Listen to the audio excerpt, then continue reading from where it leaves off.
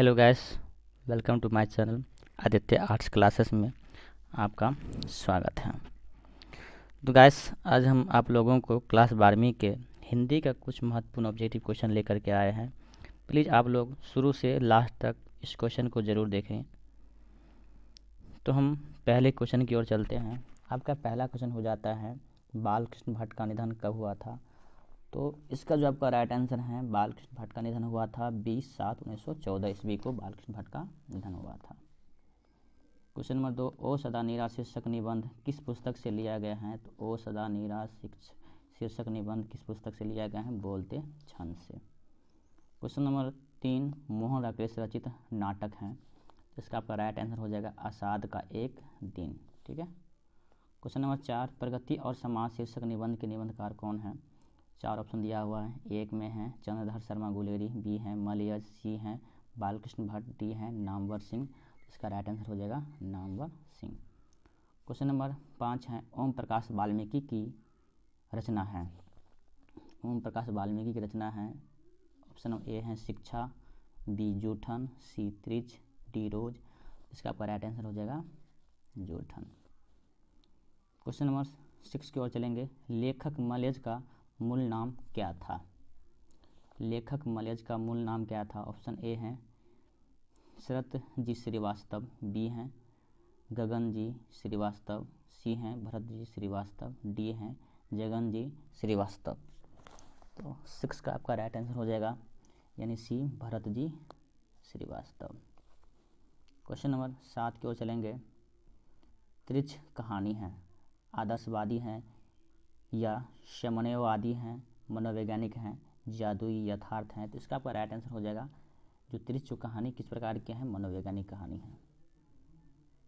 ठीक है ना, जो हमेशा मन में चलते रहता है इस कहानी की। क्वेश्चन 8 है, जयप्रकाश नारायण के गांव का क्या नाम था? तो ऑप्शन ए है सिताब दियारा, बी है सिमरिया, सी है सहाज जहांपुर, डी है कुशीनगर। इसका आपका राइट आंसर हो जाएगा सिताब दियारा। क्वेश्चन 9 की ओर चलेंगे। रघुवीर सहाय का जन्म कब हुआ था? रघुवीर सहाय का जन्म कब हुआ था? तो ऑप्शन ए है 9 दिसंबर 1920 ईस्वी में, 8 दिसंबर 1928 ईस्वी में, 7 दिसंबर 1929 ईस्वी में, 5 दिसंबर 1930 ईस्वी में। इसका आपका राइट आंसर हो जाएगा 9 दिसंबर 1920, यानी रघुवीर सहाय का जन्म जो हुआ था 9 दिसंबर 1920 ईस्वी में हुआ था। क्वेश्चन 10, भक्तमाल क्या है? माला है या भक्त चरित्रों की माला है, क्रांतिकारी है या देशभक्त है? इसका आपका राइट आंसर हो जाएगा भक्त चरित्रों की माला है। क्वेश्चन नंबर 11, नाभादास का अस्थायी निवास कहाँ है? नाभादास का अस्थायी निवास कहाँ है? तो ऑप्शन 4 हैं देहरादून, मथुरा, वृंदावन, शिमला। तो इसका आपका देखिए नाभादास का जो अस्थायी निवास कहाँ है? वृंदावन में है। कहाँ? वृंदावन। क्वेश्चन नंबर 12, तुलसीदास का जन्म स्थान कहाँ था? क्वेश्चन नंबर 12 है, तुलसीदास का जन्म स्थान कहाँ था? तो इनका जो जन्म स्थान था राजापुर बांधा। इसका राइट आंसर ए हो जाएगा। क्वेश्चन नंबर 13, पार्वती मंगल किस कवि की रचना है? ऑप्शन ए है सूरदास, बी हैं तुलसीदास, सी हैं जयसी, डी हैं भूषण। तो 13 का आपका राइट आंसर हो जाएगा बी, यानी कि तुलसीदास का रचना है। क्वेश्चन नंबर 14, सूरदास किस शाखा के कवि थे? सूरदास किस शाखा के कवि थे? तो सूरदास जो थे कृष्ण भक्ति शाखा के कवि थे। क्वेश्चन नंबर 15, पद्मावत किसकी रचना है? पद्मावत किसकी रचना है? तो पद्मावत जो है मलिक मोहम्मद जैसी की रचना है। ठीक है। क्वेश्चन नंबर 16, तुलसीदास का व्यक्तित्व कैसा था? यानी कि उपयुक्त सभी होगा, यानी मृदुभाषी भी थी, विनम्र भी थे, इनका शांत दिमाग के भी थे, तो इसलिए इसका राइट आंसर क्या हो जाएगा? उपयुक्त सभी। क्वेश्चन नंबर 17, सूरदास की अभिरुचि किस काम में थी? कृष्ण भक्ति एवं वैराग्य, सत्संग, पर्यटन। यानी इसका राइट आंसर हो जाएगा कृष्ण भक्ति एवं वैराग्य।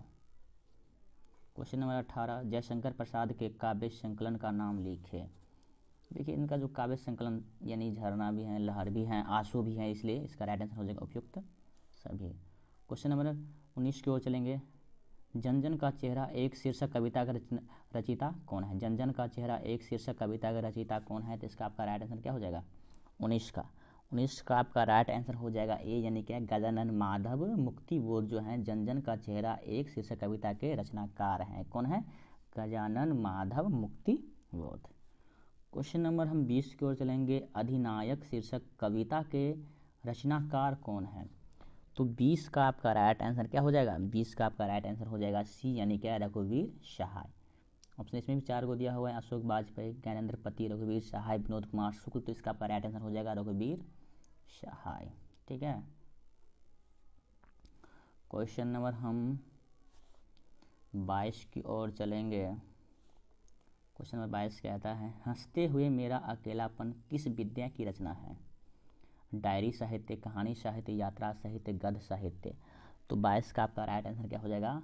डायरी साहित्य। ठीक है।